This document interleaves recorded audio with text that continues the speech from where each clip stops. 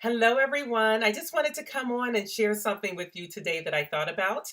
But before I do that, let me introduce myself to those of you who may not know me. My name is Andrea Campbell. I am an author. I wrote the book, The Beautiful Journey, and my story chronicles my experience through cancer. But it's more than a book about cancer. I share the lessons that I learned having gone through that adversity.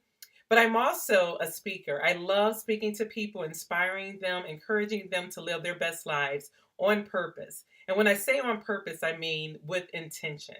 And then finally, I am a transformational coach. So I help those people who feel stuck in life. They don't know how to get out of that routine that they're living in, but they know there's more to life, more for them to do, more for them to be. So I help them create the life that they want for themselves. So if you want to reach out to me in regards to any of those things that I do, you can send me an inbox and I would love to talk to you. But going back to what I was thinking about today, I was going through my Facebook memories, the ones that tell you what happened a year ago on this day or a few years ago on this day. And so as I was scrolling through, I saw a trip to New York that I had taken. I was on the Wendy Williams show, so that popped up. I also went to a play. I went to visit, I had dinner with some friends, and I also went to a tennis match. But the lesson that I learned from that weekend was huge. So let me draw the picture for you. I meet my friend. So I went with one of my girlfriends and we go to meet a couple of my friends for dinner. So one of my friends came to pick us up and then we caught a cab to the restaurant.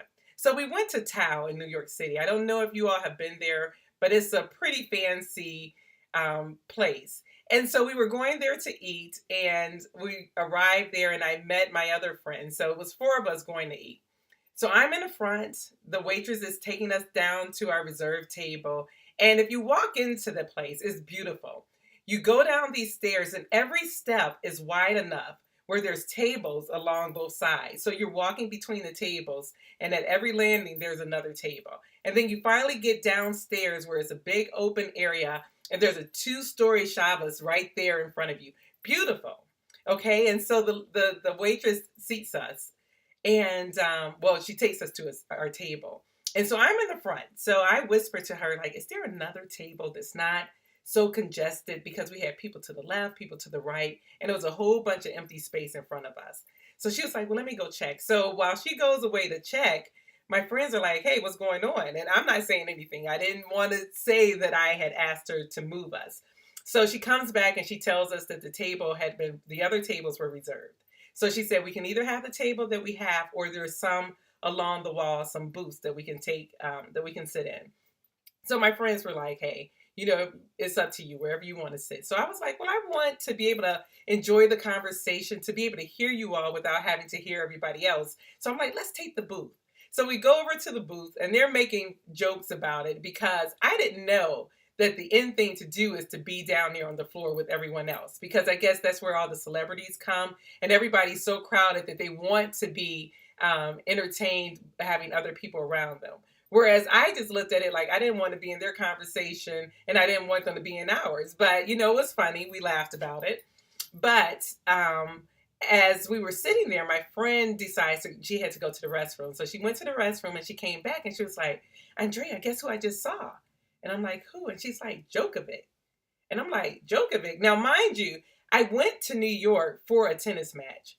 Djokovic and Andy Murray was playing in a men's tennis match, and I love Djokovic, and she loves Murray. So that's why we went to New York in the first place.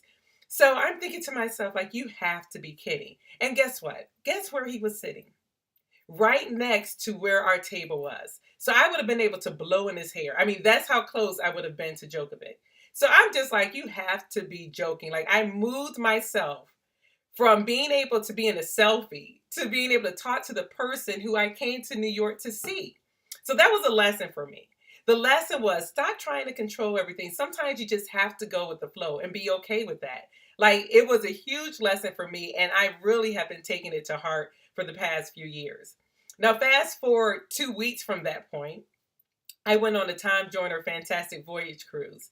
And so my friend and I, we were going to see Kim this night. And so we got down there and we sat in this one seat. And I was like, you know what? We should move to the aisle because if he comes off stage, at least we'll get a chance to see him.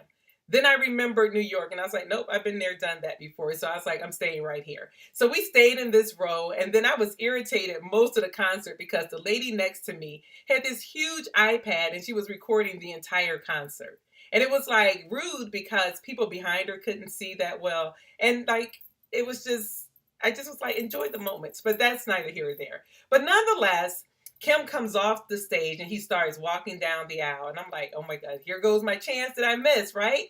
And then he does something. He comes down our row. Mainly because this girl has this big iPad, the one that I couldn't stand. But he came and started singing it to her. So she's yelling, I'm yelling. I'm happy for her because like how awesome is it for him to be singing all up in the iPad like that, right? And so then he does something else. He looks at me and says, come on, let's dance. And I was like, what? So, we up there, we're dancing to Rick James, Give It To Me, Baby, because that's what he's singing at the moment. And I'm thinking to myself, like, how I could have missed this experience had I moved myself from the seat we were sitting in to go to the aisle. So I learned, like I said in New York, I learned to just stay still and not move. But I had to get out of my own way. And so I just wanted to share that with you because that lesson in New York is what allowed me to have the experience that I had on the Fantastic Voyage cruise. So anyway, I just thought that was a great lesson for me to share with other people. It popped up in my timeline, so I thought it was appropriate for me to share. I know that I talked about it to any and everybody that listened after I learned that lesson because it was huge for me. Because I do recognize that I did have control issues, but I'm learning to get out of my own way and stop blocking my blessings and just let God give me all that He wants to give me. So whatever God has for me, I'm willing, I'm open, right? So I wanted to share that with you all. I hope you have a wonderful day. This is the weekend, right? For those of us who work from home, every day just seems to run together, but we are on Friday. So have a wonderful weekend. Enjoy yourselves and make the most of every moment that you have because we don't know when our last moment will be. So while you can, appreciate them, okay? Take care, and I'll talk to you all again. Bye-bye.